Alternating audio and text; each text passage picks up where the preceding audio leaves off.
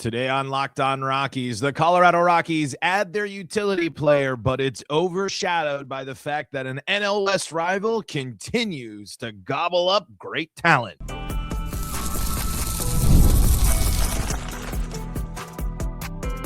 You are Locked On Rockies, your daily Colorado Rockies podcast, part of the Locked On Podcast Network, your team every day.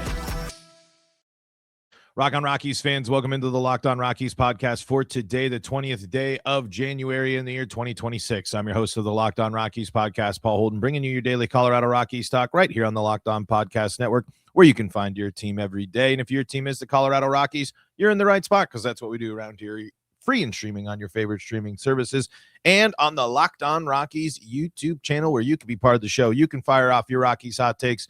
You can let me know what's on your mind when it comes to the Colorado Rockies. Today on the show, we'll react to the Rockies getting their utility man. Willi Castro joins the Colorado Rockies on a 2-year deal.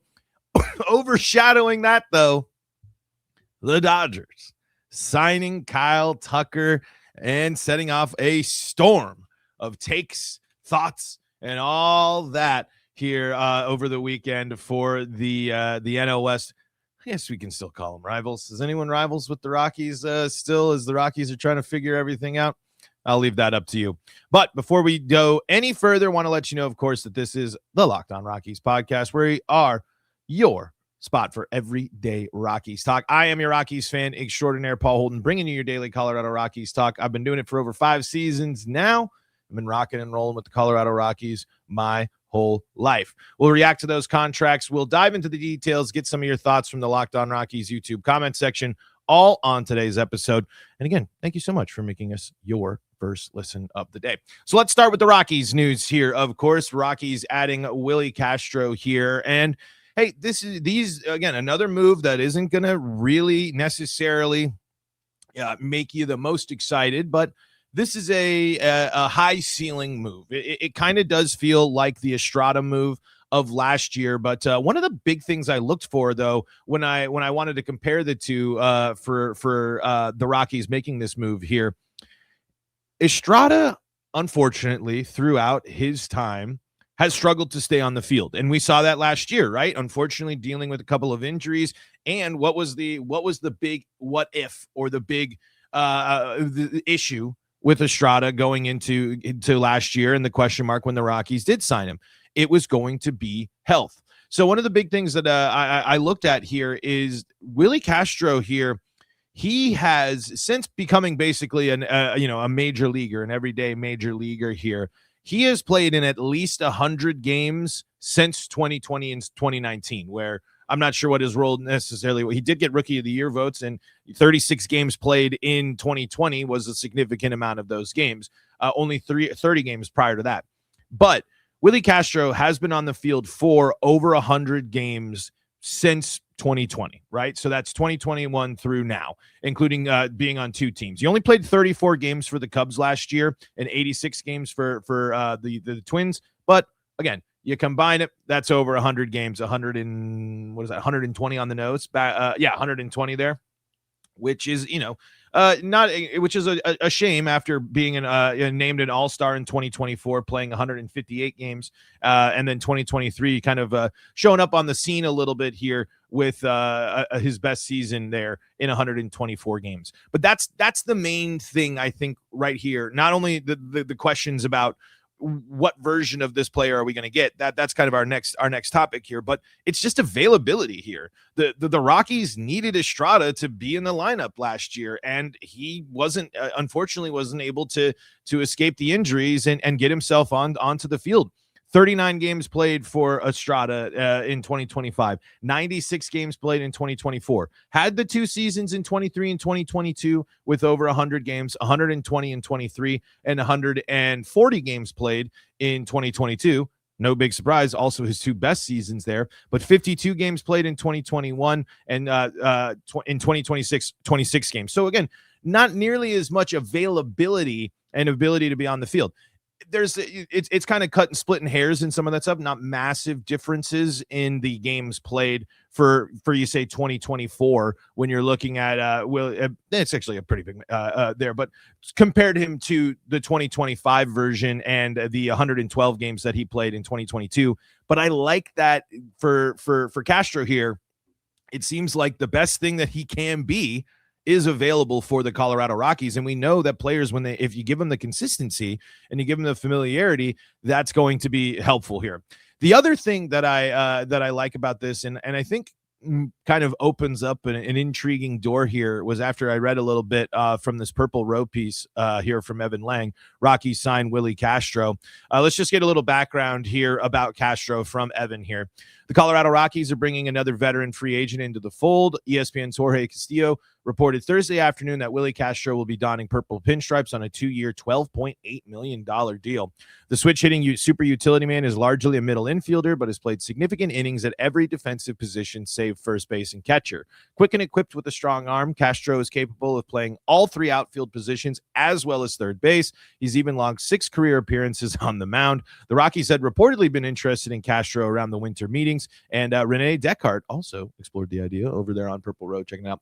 Here's a little bit more about him, but I think this is going to be one of the things there kind of highlights what I think we might be seeing, a possibility for the Rockies here. But let's finish up on the background here. Castro, 28, was originally signed out of Puerto Rico by the Cleveland Guardians in 2013. He made his major league debut at the Detroit Tigers in 2019 and established himself as a big leaguer in 2020 with a 349, 381, 550 line over 36 games while finishing 4th in American League Rookie of the Year voting. The Tigers non-tendered Castro after the 2022 season, and he signed a minor league contract with the Minnesota Twins. Castro made the Twins opening day roster to start the 23 season, where he slashed 257, 339, 411 with 18 doubles, 5 triples, 9 home runs, and was worth a career-high 2.6 wins above replacement. The thing that I think is interesting here is first base continues to be open. Now, plenty of options still for the Rockies for first base on the free agent market. Absolutely. But when you're, they got their utility guy, so you got a guy that can play. You got your third base option here. You got another option for the outfield here. You could potentially see how he looks at second base as well. Not really mentioned in that piece there how much experience he has at second base. Obviously, you're set at shortstop, but without the experience at first base, and I don't think you're going to go and make this move for the Willi Castro type player who can play everywhere, including outfield positions, and then you're going to end up having him play first base. As this, it could change any day. But as we've seen, and after the impressive fall league for Charlie Condon, the Rockies could be leaving the door open for him to win that job in the spring. The Rockies could be maybe, instead of having to go and pay, maybe a little bit more for a Luis Arraez, just based off of a name or asking, even potentially, who knows what Paul Goldschmidt might be asking for here as well at this point. The Rockies might be leaving the door open for Condon to have the strong spring and to be the first baseman for the Colorado Rockies. This is only really the second big, of note major. This is the second, I believe, the second major league free agent contract the Rockies have given out this free agency period. And as we said, it could certainly change as they know that they have plenty of holes still to fill. But this seems like a move of a guy that Castro can give you an option for third, an option for second base here as you figure out what you're going to do with Amador or whoever you're going to play at second base, the young guy options that you have there, maybe rotating with Castro as well. I'm seeing this as actually, I believe, didn't Evan mention this, that he has experience up as a middle infielder? The switch hitting super utility man is largely a middle infielder. So there you go. So has the experience there. Maybe let me pop up over here on to Baseball Reference here real quick and see if I can find his where he's played games at here. Let's see. He played a game of second base in 2020. Let's see how much other second base. 16 games it's in 2022 at second base, played 10 games in 2023 at second base. So has some experience here, but man, he really just kind of looking across the log here, playing a lot there. But I see this as the Rockies looking to have a guy that can go out there and play specifically third base. I think right now the call and what the Rockies are going to do for Castro is to have him be able to, I would assume, just given the state of the roster now, as Evan points out later in his piece, after the Rockies have made the deal for Lorenzen official, they had a full 40-man roster. So they are going to have to make a decision here once this Willi Castro news becomes finalized. But I see Castro as could be your primary third base option, switching and rotating with Kyle Karros there as getting, hey, he's played third base there, he's going to go out. I would imagine if you're a super utility player, as Evan described him there in that piece for the Colorado Rockies in this season, you're going to bounce around. So I'm sure that he is going to be, you got to be open-minded and has experience kind of playing everywhere. And then, of course, the thing on top of that is we're looking for a bounce-back season for Castro here, as it was a big dip from what he was producing in 2024 and 2023 when he was an above-average WAR player and an all-star in 2024. All right, let's take a break and let's read a little bit more into the offensive and the issues on offense for Castro and the possible upside here on this move that certainly has a possible higher ceiling than the Rockies utility moves in the past. Let me know your thoughts on the signing in the Locked On Rockies YouTube comment section. We'll continue to break it all down next. Before we do that, though, got to tell you about the folks that help make this show possible, and that includes FanDuel. FanDuel is officially in playoff mode, and I know you Broncos fans are in playoff mode as well, no matter the bummer news. What a roller coaster that game was. Not only the game, but, of course, the hour after the game where the Broncos find out they will be without Bo Nix in the playoffs. But if you're still believing in your Broncos, if you're still back in the underdogs, FanDuel's got you covered. Every NFL playoff game day, FanDuel users get a profit boost pack waiting for them inside the app. You'll see a pack loaded with multiple profit boosts that you can apply to the bets you like the most. You can make every play feel bigger, and the boosts make your bets feel that way too. You make your picks, then apply your profit boost to go after even bigger payouts while the playoffs get rolling. So visit FanDuel, an official sportsbook partner of the NFL, and grab your profit boost pack every NFL game day, and that includes your Denver Broncos. Hey, it ain't over till it's over. Check out all the action on FanDuel.com. Back at it here for segment number 2 of today's episode of Locked On Rockies, as we are reacting to the Willi Castro news. And again, this is a guy that kind of similar when we're talking about a Thairo Estrada there, where 2024 was a down year before joining the Rockies there. But going into this, if he was able to be the healthy best version of himself, you could be looking at a 2.5, 1.8 WAR player, an impactful player that will help your team. And that's a similar situation, or at least that the Rockies are looking at here in Willi Castro. Willi Castro, down year there with a minus 0.2 WAR after being an all-star in 2024 and having a career best year in 2023. One of the big things that you'd like to see get back to is some RBI potential. It's 60 RBI in that MVP season. Not MVP, I'm sorry, all-star season. And the good news is the home runs continue to kind of be a solid trend here. 9 home runs in 23, 12, and then was able to recreate that there with 11 home runs while bouncing around a bit as well. Big question mark that I'm going to have is that strikeout. 111 strikeouts there in 120 games, a 226, 366, 679 batting line there. Had back-to-back seasons of OPS pluses of over 100, 105 and 23. 102 in 2024, but a big dip to 89. This potentially could be another Coors Field bounce back type of guy. Ideally, if he's a guy that can hit for some extra bases, that would be great, and has some stolen base potential here. And in that 2023 season, stole 33 bases, has stolen double-digit bases in 3 straight seasons. And almost going back up to 2021, he had 9 stolen bases in those seasons in 21 and 22. So maybe not the most aggressive base stealing threat, but someone that could be, if you could add double-digit bags for you, which is, if you've listened to the show, something that I think it could be massive, and something that we know the Rockies need to be more aggressive with is stealing bags. But just like with those guys, 150 strikeouts in 2024, 111 strikeouts, an increase there here for him after only striking out 100 times in 2021 before that. So some strikeout concerns there, and the Rockies already with their issues tough. But 31 doubles out of his 138 hits in 2024. He had 17 doubles out of his 91 hits.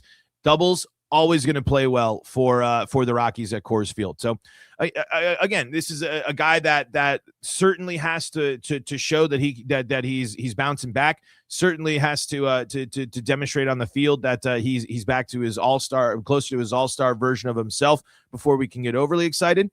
But again, low commitment. If he has a good season, if you're liking what some of the young guys are doing for your team, could potentially end up being a trade chip for you here as you get closer to the regular season as well. I'm sorry, the trade deadline as well. So we'll see. I think, again, this isn't this just kind of like as with all free agent moves, the Rockies will probably make this offseason not going to be necessarily the most exciting of names. But I like the possible upside here, and I like the fact that Castro can play a lot of positions and has some areas that if he can get back to his game, then he will be a benefit to the Colorado Rockies. All right, the other news of the weekend, the other big free agent signing news here is the fact that Kyle Tucker, 4-year, $240 million deal, another player-friendly deal. He's got an opt-out. He's got all sorts of stuff here. And my reaction, obviously, it's disappointment, right? It's disappointment because the Dodgers continue to, I don't know if get away with it seems like the way to say it, but it's just such a weird dynamic because it's going to cause baseball. There's going to be serious discussions, and I'm pretty firm that now that there will be a work stoppage next year. I do think there will be a delay because owners like Dick Monfort are not going to continue to be. I think that they are going to be pushed to their limit when it comes to what these other teams are doing and what these other teams are getting away with. And again, getting away with they're paying their players. They have the resources to pay the players. And again, the Dodgers spend a lot of money, but so do the Mets, so do the Blue Jays, so do the Yankees. And there's other teams that should and can spend more money, but they choose not to. And it just has thrown off this huge balance that I do think that there has to be a serious conversation about trying to figure out how to incentivize the owners and to buy more into their team, to spend more on their team, to invest in their team. If you own a sports team, you got a lot of wealth. You have to be able to, because it's easy to just throw up and say, oh, look, we can't do what they do. But there has to be an incentive to retain your players, to extend your players, to create, to give these guys contracts that will keep them in these markets and on these teams to create a level playing field. But at the same time, these are highly specialized and these guys are making more than ever. It's going to be very difficult to get to people who could make more money to agree to take less money. That's what makes this whole conversation difficult, because it's the Dodgers have resources and a trust through their reputation that teams trust them and believe in the deferred payment stuff and are okay with all of that. They've figured out how to maximize their resources to acquire talent to build the best baseball team. And that fundamentally is like, you can't blame them. if you have the great TV deal, if you're able to bring in the money, if you're able to, to use your ticket revenue to more than other teams to spend on players. There's an interesting graph that I should have brought up for about how much owners put ticket revenue back into payroll. I'll have to find that for later this week, but it does stink, man. Like as a team, and as a team in their division, especially given the situation that the Rockies are in, you can only really just throw your hands up and just say, of course, wow, there they go again. I just think that it's hitting a point where it is like it's just abundantly clear the haves and the have-nots. And that used to be the case it's kind of always been the case for baseball, right? But man, the reaction, the reception to this, I think kind of just, it continues to stoke the flames of something ain't working here. Because again, I want to sit there and say, like, I can't blame the team that has the resources, that's using their resources to build the best team. That's what ownership and that's what building a team that should be all about. But with the collapse of regional sports networks, with the shifting of baseball, with all the changes in streaming and this and that and a million other things, the conversations about the new CBA and where players are going to be at and what the teams are going to be able to do is going to be fascinating, because it just feels like we're in a weird limbo situation here where it's damned if you do, damned if you don't, right?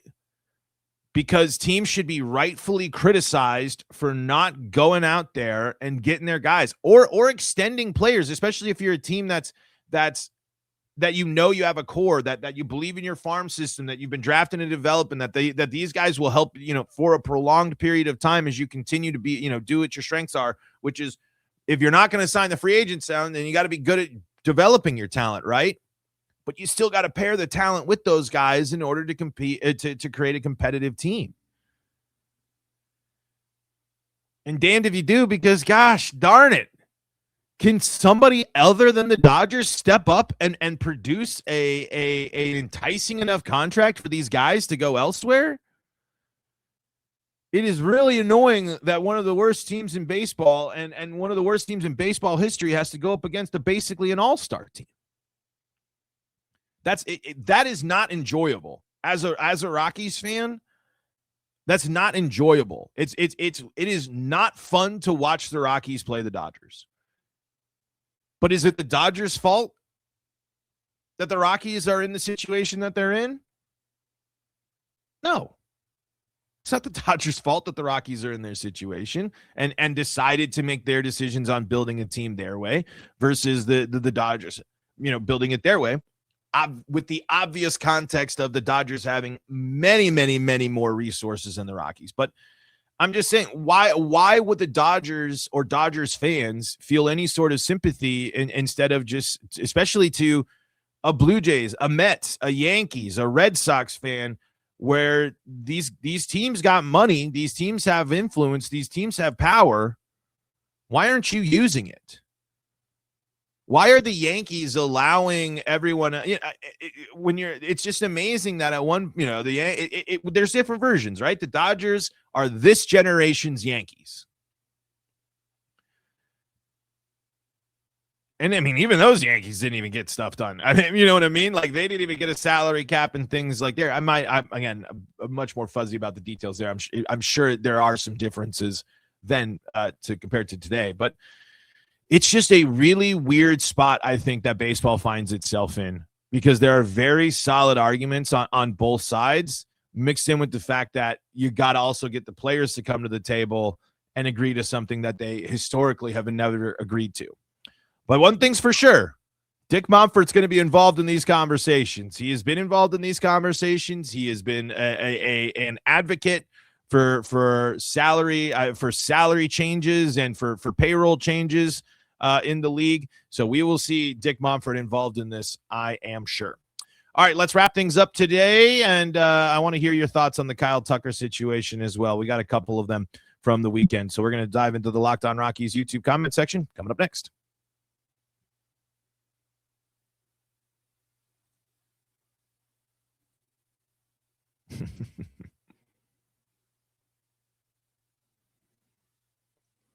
Took a couple clicks there, but we got our little graphic to go. Hey, before we wrap up today, I want to let you know that you're already an everydayer, so join the Everydayer Club. Yes, that's right. For only $5 a month or $50 a year, cheap, you get access to an ad-free audio feed for Locked On Rockies, compatible with Apple Podcasts, Spotify, and every other major podcast app.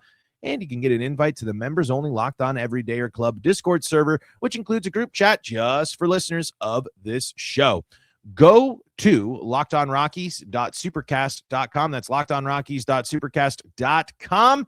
You can also get more details at the lockedonpodcast.com/everydayer club page. Check that out there. All right. So we got a couple of comments here from the last pod and reacting to Kyle Tucker, of course. Let's see. Craig says, what a shock. Kyle Tucker signs with the Dodgers. No one saw that coming. Dodgers signed superstar. Must be nice, right? As we were just going through all the, the nuance, the what ifs, the this, the that, all that stuff. Wouldn't it be nice if your team could just, I don't know, sign whoever the hell they wanted to? And for long-term deals too, right? I mean, it's not like these are 1 year big money or 2 year. Hey, let's go win a championship with you. Thank you for your help. Mercenary style contracts.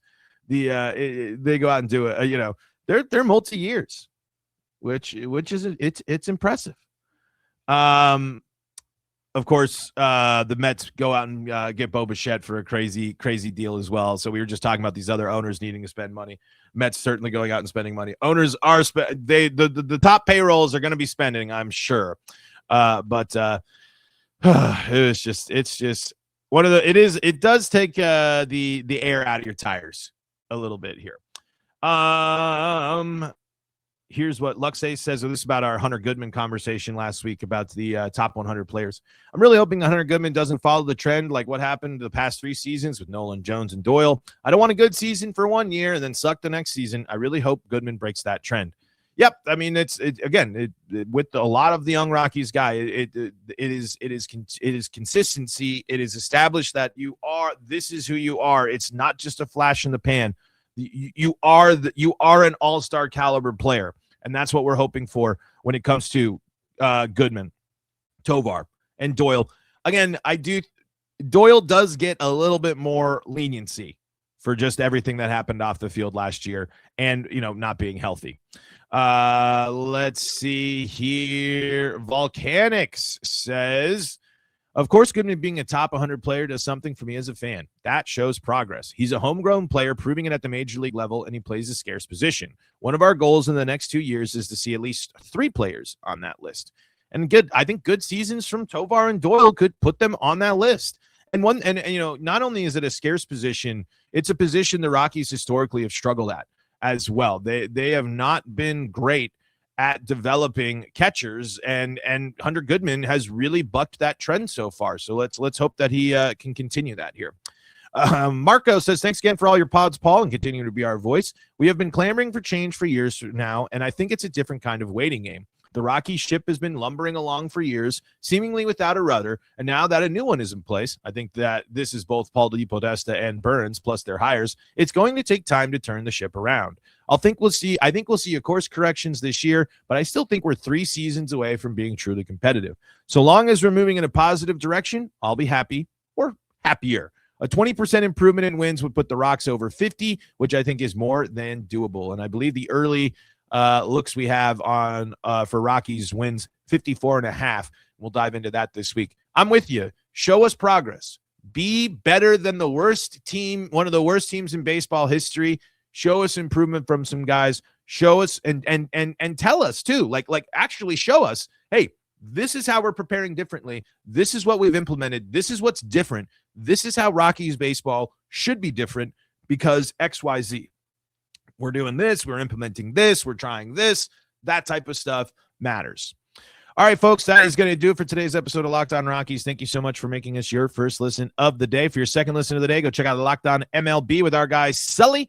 Or if you need more Colorado sports coverage, and boy, oh boy, I know you can't get enough coverage. You got to be following Locked On Broncos all week long to figure out what the heck is going to go on in the AFC Championship game as the Broncos are looking to go to their backup QB to try to get to the Super Bowl. So Locked On Broncos has got you covered each and every day. Plus, Locked On Avalanche, Locked On Nuggets, they're rocking and rolling, ups and downs through a long season for those two teams. Stay tuned there. Of course, Locked On Buffs got you covered with everything up in Boulder as well. Folks, that is going to do it for us here. Thank you again so much for making us your first listen of the day. And until next time, I'm Paul Holden saying so long from the Locked On Rockies podcast.